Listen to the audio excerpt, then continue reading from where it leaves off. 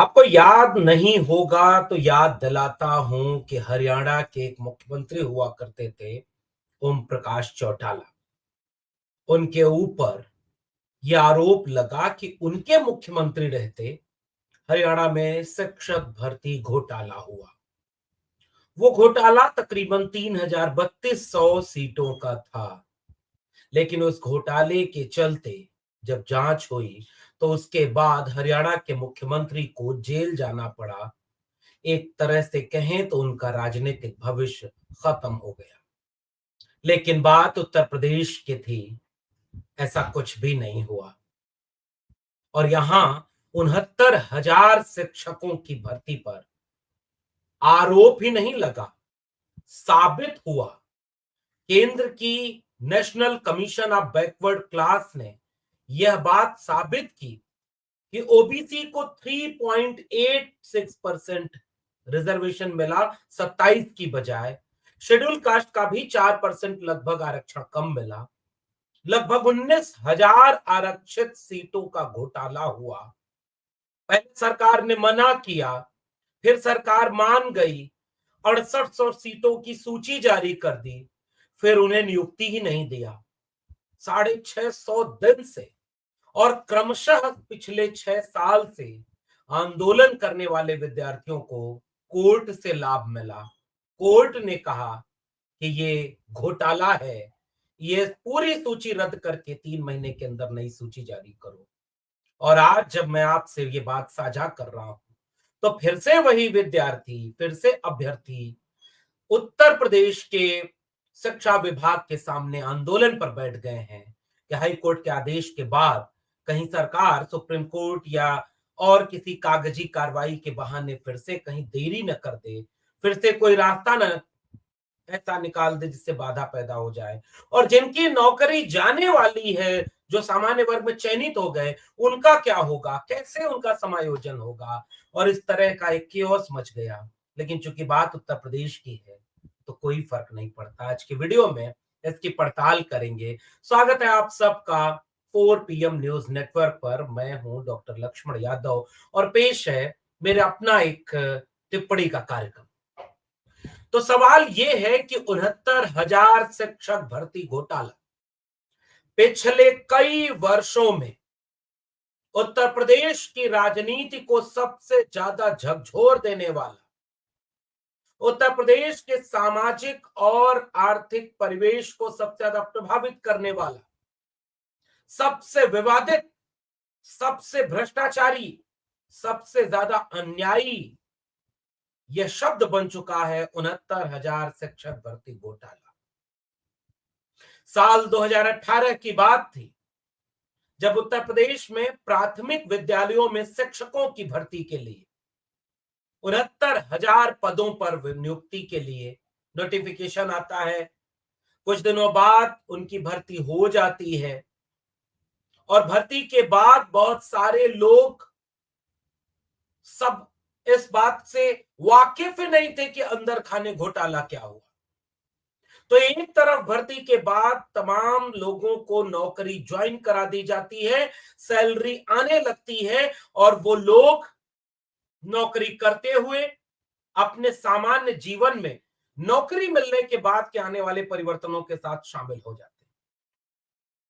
और वही दूसरी तरफ आरोप लगता है कि इस पूरी 69,000 शिक्षक भर्ती के मामले में आरक्षण जो भारत के संविधान ने दिया है उसका घोटाला हुआ है, आरक्षण की लूट हुई है और आरक्षित सीटों को अनारक्षित करके सामान्य वर्ग से भर दिया गया।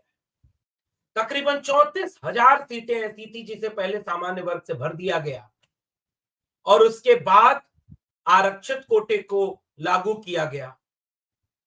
आंकड़े जुटाने की बात अगर करें तो अभ्यर्थियों ने इसके खिलाफ जब आवाज उठानी चाहिए और national commission of backward class यानी राष्ट्रीय पिछड़ा वर्ग आयोग तक की बात पहुंची तो आंकड़ा सुन करके आप चौंक जाएंगे।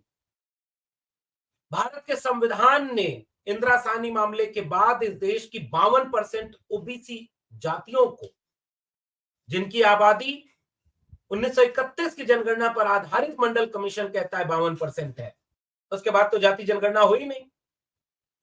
52% आबादी को 27% आरक्षण मिला, यानी अपनी आबादी से आधा। और उनको अगर अनारक्षित कोटे में आप शामिल नहीं कराएंगे, उनकी कट ऑफ जो यूआर की कट ऑफ के अंदर आ रही है, अगर आप वहां ओबीसी को शामिल नहीं कराएंगे तो सबसे बड़ा अन्याय ओबीसी के साथ होगा, क्योंकि एससी और एसटी को उनकी आबादी के मुताबिक आरक्षण मिला। बहरहाल आरक्षण ओबीसी को मिला 27% और 69,000 शिक्षक भर्ती मामले में राष्ट्रीय पिछड़ा वर्ग आयोग ने चिट्ठी लिख करके कहा कि 3.86% आरक्षण ओबीसी को मिला और बाकी शेड्यूल कास्ट का आरक्षण लगभग 4% से भी कम रह गया। और सरकार ने शुरुआत में कहा कि ऐसा कोई घोटाला नहीं हुआ, निष्पक्ष परीक्षा कराई गई है। बड़बोले भारतीय जनता पार्टी के, चाहे वो मुख्यमंत्री, शिक्षा मंत्री, उप मुख्यमंत्री, तमाम नेताओं ने शुरुआत से ये बात कही कि ये झूठा आरोप विपक्ष लगा रहा है, जबकि जिस पिछड़े वर्ग आयोग को दर्जा प्राप्त किया प्रधानमंत्री नरेंद्र मोदी और जिस पर बीजेपी पीठ थपथपाती है कि हमने पिछड़ा वर्ग आयोग बना दिया, वह पिछड़ा वर्ग आयोग ये कहता रहा कि 3.86% आरक्षण मिला है, आरक्षण का घोटाला हुआ है, कार्रवाई हो। और उस पिछड़ा वर्ग आयोग की हैसियत समझिए, कोट अनकोट हैसियत, कि उसके चिट्ठी लिखने के बाद भी 69,000 शिक्षक भर्ती मामले में कुछ भी नहीं हुआ। सरकार नकारती रही कि ऐसा कोई घोटाला ही नहीं हुआ है। सिंगल बेंच में मामला जब नहीं बना, डबल बेंच में गया, तो उत्तर प्रदेश के इलाहाबाद हाई कोर्ट ने पिछले दिनों यह फैसला दे दिया कि 69,000 शिक्षक भर्ती मामला भ्रष्टाचारी है। और 2022 के चुनाव के ठीक पहले मजबूरी में केंद्र उत्तर प्रदेश सरकार ने इसे माना था।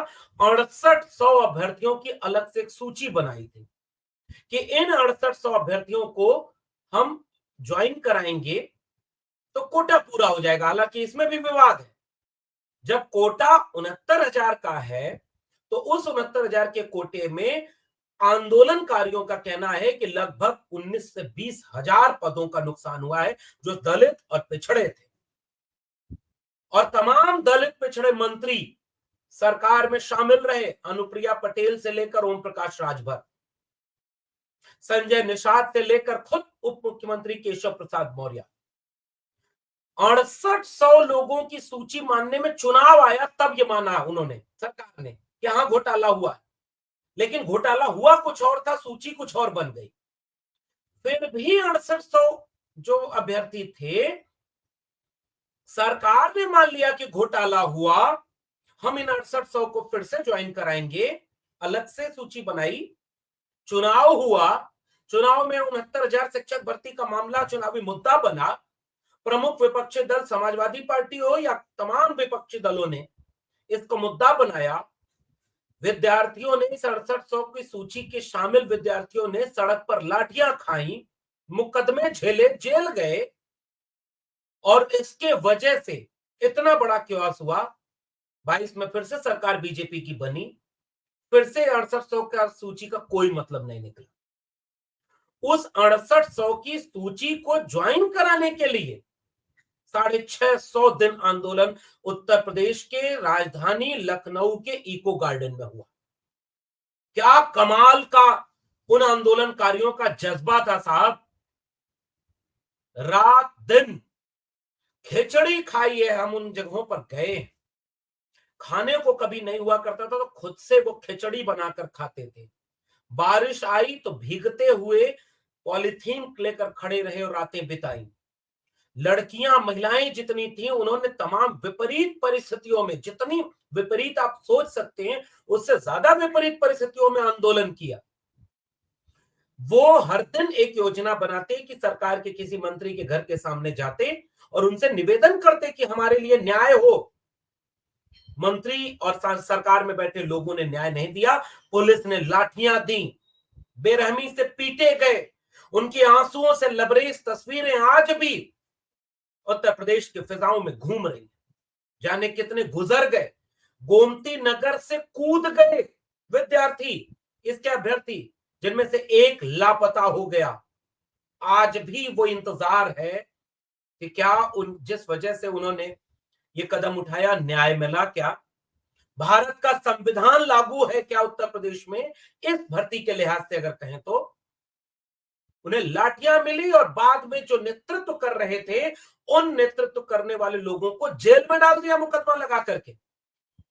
2024 का चुनाव जब आया तो रोते हुए आचार संहिता लगने के बाद रोते हुए वो इको गार्डन से विदा हुए थे। उनके आंसुओं का सैलाब कभी किसी ने देखा नहीं। बहुत दबाव आता था तो बीच बीच में कुछ सरकारी ओबीसी और दलित नेता पूछते रहे, कह देते थे कि हाँ न्याय मिलना चाहिए। वो खुद उस सरकार में शामिल थे जिसने न्याय नहीं दिया। और उसके बाद यह दिन आया जब हाई कोर्ट ने पूरी भर्ती के लिए एक सवाल उठा दिया कि नई सूची जारी करो। अब वही अभ्यर्थी सड़क पर बैठे हुए हैं फिर से, और वो सवाल उत्तर प्रदेश सरकार से पूछ रहे हैं कि जब से हाई कोर्ट का फैसला आया तो पहली बात दिल से कभी आपने कबूल किया कि वही भर्ती है जिसको आपने कहा था कि कोई आरक्षण का अनियमितता नहीं हुई है? क्या माफी मांगेंगे आप? अगर हाई कोर्ट के मान लिया डबल बेंच के फैसले ने कि आरक्षण में इसमें लागू नहीं हुआ है, शेड्यूल कास्ट और ओबीसी कम्युनिटी के हजारों विद्यार्थियों का हक मारा गया, क्या गलती मानी सरकार ने? क्या बड़बोले उन नेताओं और मंत्रियों ने माफी मांगी कि हमसे गलती हुई? सवाल नंबर 1। सवाल नंबर 2 कि अगर आपने मानी थी गलती तो 6800 लोगों को ज्वाइनिंग आज तक क्यों नहीं हुई थी? और जिनकी नौकरी मिल गई, जिनके अकाउंट में सैलरी आ रही है, उसके बाद किसी ने लोन ले लिया, किसी ने कुछ शादी हो गई, किसी की घर परिवार आगे बढ़ गया, सरकार ने अब उसको मुश्किल में डाल दिया है। क्योंकि अगर सरकार पहले ये मान लेती 69,000 में ये घोटाला हुआ है और एक रास्ता सरकार कमेटी बनाकर ठोस रास्ता निकाल लेती, जितनी ऊर्जा इन आंदोलनकारियों को पिटवाने में लगाई गई, जितनी ऊर्जा इनके आंसुओं को बहाने में लगाई गई, उतनी ऊर्जा में, उससे कम ऊर्जा में इस पूरी भर्ती प्रक्रिया को न्यायप्रिय बनाया जा सकता था, ताकि एससी और ओबीसी को उनके हिस्से का कोटा मिल जाता और बाकी जिनको नौकरी मिल गई उनके साथ भी अन्याय नहीं होता। लेकिन सरकार को इस बात में दिलचस्पी कहां थी? सरकार के मंत्री उटपटांग बयान देते थे, और अब जब सुप्रीम कोर्ट, हाई कोर्ट ने कह दिया है, तो अब वही विद्यार्थी सड़क पर बैठ करके एक सवाल पूछ रहे हैं कि पहले भी तो आपने 6800 की सूची निकाली थी, आपने ज्वाइन तक नहीं कराया, आप फिर से कागज पत्तर में कहीं इस पूरे मामले को उलझाने वाले तो नहीं है? क्या फिर से कागज पत्तर के बहाने आप सुप्रीम कोर्ट का दरवाजा खटखटाने वाले तो नहीं है? क्या फिर से आप इन हजारों परिवारों को अंधकार में डालकर किसी कागजी कार्रवाई में उलझाने वाले तो नहीं है? और वो आंदोलन पे बैठे हुए हैं, वो आंदोलन पे बैठे हुए हैं एक सवाल पूछने के हुए कि अब तक इतना दिन हो गया, एक ठोस कागज जारी हुआ क्या सरकार से जिसमें कोई रोड मैप होता, जिसमें ये बात लिखी होती कि इतने लोगों के साथ ये सूची बनेगी, इनके साथ न्याय होगा, और आरक्षण को कैसे आप फुलफिल करेंगे इसका कोई रोड मैप आपने जारी किया?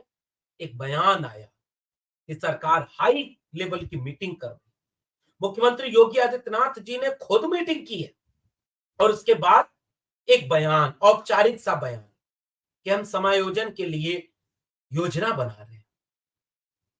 आज ये फिर से आंदोलन करने बैठे 69,000 शिक्षक भर्ती में जो आरक्षण के शिकार हुए थे, आरक्षण घोटाले के शिकार हुए थे, वो भर्ती के लिए आंदोलन पर बैठे हैं कि आप ठोस कोई कागजी चीज हमारे हाथ में सामने रखिए, जिससे कि हमें यकीन हो कि आप फिर से 6800 की तरह हमें लाठियां खाने के लिए। वो लिस्ट जारी हो गई, बार बार इस चीज को क्लियर समझिए। सरकार ने 6800 की एक सूची जारी करी कि ये लोग अब शिक्षक भर जाएंगे, इनको ज्वाइनिंग करानी है, और आज तक ज्वाइनिंग नहीं कराई। तो क्या होगा इसके बाद? क्या फिर से ऐसा कोई शगुफा तो न छूट जाएगा? और फिर से वो लोग आंदोलन करने के लिए बैठ गए हैं कि भैया ठोस चीज हमें चाहिए, कागज पर लिख करके, वरना आप फिर से किसी चीज में उलझा करके हमारा भविष्य अंधकार में डाल देंगे। वहीं दूसरी तरफ जो सामान्य वर्ग के अभ्यर्थी हैं, जो नौकरी पा गए किसी ने शादी विवाह कर ली होगी, कोई घर बनवाना शुरू कर दिया होगा, कोई छोटे भाई बहनों को पढ़ाना शुरू कर दिया होगा, कोई माँ बाप कोई बीमार अगर होगा तो उसका बेहतर इलाज शुरू कर दिया होगा। आपने तो उसकी नौकरी को संकट में डाल दिया। अब कल को वो अगर आंदोलन करने बैठेंगे तो सरकार क्या करेगी? अभी तक सरकार ने बयान दिए हैं बस कि हम एक ऐसी रणनीति बनाएंगे जिसमें नुकसान किसी का नहीं होगा, लेकिन वो रणनीति क्या होगी? इस सरकार पर क्या इस पूरे 69,000 शिक्षक मामले में आपको कोई भरोसा है? और ये बात अभ्यर्थी कह रहे हैं कि उन्हें अभी कोई जुबानी भरोसा नहीं है, क्योंकि जैसे ही हाई कोर्ट का फैसला आया, जितने भी शेड्यूल कास्ट और ओबीसी कम्युनिटी के सरकार में बैठे लोग हैं, वो लोग तो इसका स्वागत करने लगे। कितना अच्छा फैसला है। आरक्षण के साथ भेदभाव नहीं होना चाहिए। आरक्षण के साथ भेदभाव होगा तो यह अन्याय होगा। और अब अगर उत्तर प्रदेश सरकार से यह पूछा जाएगा कि इतने बड़े घोटाले पर कानूनी कार्रवाई बनती है कि वो कौन से अधिकारी थे जिन्होंने इतना बड़ा आरक्षण घोटाला किया बैठकर, वो कौन से अधिकारी थे जिनको पता था कि कैसे सूची बनानी है ताकि ओबीसी को 3.86% आरक्षण मिले। उन्हें कानून का डर था क्या? क्या सरकार की कोई मॉनिटरिंग हो रही थी इतने बड़े शिक्षक मामले में? मुख्यमंत्री का बयान आया है अभी अयोध्या में जाकर, उन्होंने कहा कि पिछली सरकार नौकरी के लिए वसूली करती थी। आप अभी भी राजनीति करने में लगे हुए हैं। आपने कितनी बड़ी वसूली कर ली? पिछली बार 2013 के आसपास जब आंदोलन हुआ, उत्तर प्रदेश में समाजवादी पार्टी की सरकार हुआ करती थी, लोक सेवा आयोग में झूठ फैलाया गया कि 86 में 56 एसडीएम, जिसे मुख्यमंत्री की भाषा में कहें तो 46 में 56 एसडीएम। आज तक सबूत नहीं दे पाई कि इतने यादव एसडीएम कहां हुए। सरकार आपकी है 7 साल से, एक कागज दिखा देते कि कितने यादव एसडीएम हुए थे, एक कागज। लेकिन पूरा आंदोलन इलाहाबाद में हुआ और आंदोलन के बाद पूरा सब कुछ नेस्तनाबूद कर देने पर आमादा वो भीड़, और जो 69,000 के लिए आंदोलन हुआ उनको नेस्तनाबूद करने के लिए सरकार ने काम किया। बताइए आज 69,000 के ऊपर जितने आंदोलनकारी थे उनके ऊपर मुकदमे हैं कि नहीं है? सरकार इसका जवाब दे। आंदोलनकारियों पर मुकदमे हैं कि नहीं है? आंदोलनकारी अगर इतना अन्याय सहे तो उनके ऊपर लाठी चलाने वालों पर क्या कार्रवाई? 3.8% अगर आरक्षण ओबीसी को दिया तो कौन से अधिकारी ने दिया? एक अधिकारी पर कोई कार्रवाई हुई? एक मंत्री पर कोई कार्रवाई हुई? एक कोई इसके लिए दोषी व्यक्ति कोई आज तक सरकार ने निर्णय हाई कोर्ट का आया, इतना दिन हो गया, एक कोई कदम उठाया क्या? ये है बीजेपी की आरक्षण को लेकर के मानसिकता। और सरकार ऐसे चलती है, खुलेआम आरक्षण की धज्जी उड़ा दो, कोई जवाबदेही नहीं। पिछली सरकार को कोसने पर लग जाते हैं ये बीजेपी के लोग। एक सवाल इसीलिए आरक्षण के समर्थक लोग कहते हैं कि आरक्षण को नवी अनुसूची में क्यों नहीं डाला जाए, कि जो भी आरक्षण के साथ छेड़खानी करे, हकमारी करे, एससी एसटी ओबीसी के साथ हकमारी करे, उसे कठोर सजा तो मिले। लेकिन सरकार को मजा आता है बेरोजगार बनाम बेरोजगार को लड़वा दो। कल तक 69,000 वाले आंदोलन कर रहे थे, अब जो सामान्य सीट वाले निकाले जाएंगे, कल अगर वो आंदोलन करने लगे तो सरकार को मजा है, अगली वैकेंसी तो गई। तो अब आगे 1.5 लाख पद खाली पड़े हैं। तमाम विद्यार्थी जो पेट की परीक्षा दे करके और टेट की परीक्षा दे करके इंतजार कर रहे हैं उत्तर प्रदेश में, ओवर एज होने पर आमादा है, कितनों के शादी विवाह नहीं हुए, कितनों के घरों में अंधकार है कि जिस एक शिक्षक भर्ती के लिए उन्होंने इतने दिनों से पढ़ाई की है, वो एलिजिबल होकर तैयार बैठे हैं कि वैकेंसी तो निकाल दो। बताओ 2018 के बाद से शिक्षक भर्ती की वैकेंसी उत्तर प्रदेश में क्यों नहीं आई? अगली वैकेंसी आनी थी और अगली वैकेंसी के लिए सरकार तैयारी करती, और वो पिछली वैकेंसी में ही बेरोजगार बनाम बेरोजगार को लड़ाते जाओ, मुकदमे पर मुकदमे कराते जाओ, और अब हाई कोर्ट के बाद सुप्रीम कोर्ट चले जाओ तो और मजा है सरकार का। और जो घरों में बैठे हैं, विवाह नहीं हो पाया, घर में अंधकार है कि हमने जितनी मेहनत से अपने बच्चों को पढ़ाया, उन्हें कम से कम शिक्षक बनने के लिए काबिलियत का इम्तिहान तो ले लो। 1.5 लाख पद खाली हैं, लाख पद खाली हैं, अलग अलग रिपोर्ट में अलग अलग आंकड़े आते हैं और वैकेंसी नहीं आ रही है, और 69,000 वैकेंसी में ये हाल है। ये विचार एक समाज को करना चाहिए कि सरकार का काम, सरकार इकबाल से चलती है, सरकार दोषियों पर कार्रवाई से चलती है, सरकार न्याय से चलती है, और अगर सरकार की मंशा ही उचित न हो तो ऐसी सरकार को, सड़कों को इतना गुलजार करना चाहिए कि सरकारों को मजबूर हो जाना पड़े। कि ऐसी सरकार उन्हें क्यों चाहिए जो उनके बच्चों के भविष्य के साथ खिलवाड़ करे, जो संविधान के साथ खिलवाड़ करे और उलझाए रहे इस देश के कीमती उम्र वाले वो नौजवानों को जो कल शिक्षक बन करके अपने स्कूल में होते, स्कूल होता, स्कूल में विद्यार्थी होते, उन्हें एक अच्छा शिक्षक मिलता। ये पढ़े लिखे नौजवान जिन शिक्षक बन करके देश का भविष्य बनाना था, वो सड़कों पर आंसुओं बहाते हुए लखनऊ की गलियों में इतिहास दर्ज करने पर मजबूर होते। वो महिलाएं जो रोती हुई कड़ाके की ठंड में लाठियां पड़ी हैं, लू तपतपाती रही तब उनको ऊपर लाठियां पड़ी, और आज वो जीत गए हैं। लेकिन अब जिन्हें नौकरी मिल गई, कल को वो आंदोलन करने आएंगे। सरकार शायद ऐसा ही कुछ चाह रही है, और अगर सरकार ऐसा नहीं चाहती, उसके बयान के मुताबिक अगर उसकी बात को सही माना जाए, तो सरकार को ठोस रोड मैप जिसकी मांग करते हुए आंदोलनकारी आज फिर लखनऊ की सड़कों पर बैठे हैं, तुरंत जारी करना चाहिए। उन दोषियों पर कड़ी कार्रवाई करनी चाहिए जिन्होंने इतना बड़ा भ्रष्टाचार किया। और आपसे अत्यधिक सवाल, असली गुनहगार कौन है? जहां से बात शुरू की थी, वहां से बात इसको जोड़िएगा, आपको समझ में आ जाएगा। अपनी प्रतिक्रिया नीचे जरूर देकर जाइए। फिर मिलेंगे किसी और टिप्पणी के साथ, तब तक के लिए बहुत बहुत धन्यवाद।